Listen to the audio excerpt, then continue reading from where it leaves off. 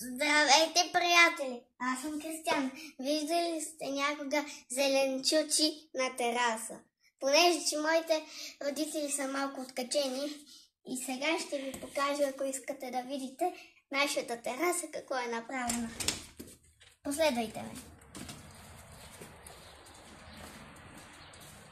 Вижте, тук имаме домати.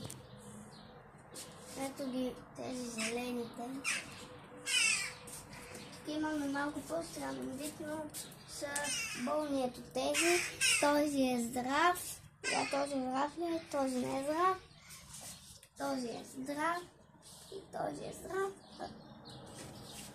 И сега ще ви покажа един озрял, готов домат за вечеря.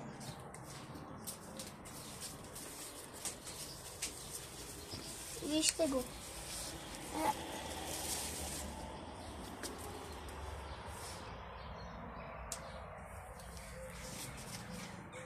И тук имаме почти готови. Това е магранос. И за до вечер мога да откъсна от него. Тук имаме пак домати. Тук имаме краставици. Ето тук има корнишони готови. И тук има един друг корнишон. И стават вече. Това е брусилек. Вижте сега.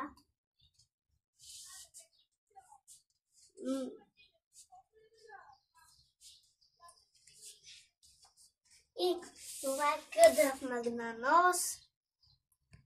Това е пипер. Това е мента. И това е шубрица.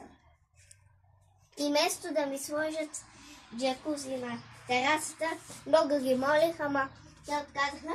И понеже това ми харесва, но не ми сложиха едно джакузи по средата е тук. И вижте сега великолепните цветя на мама. Може да ги гледате.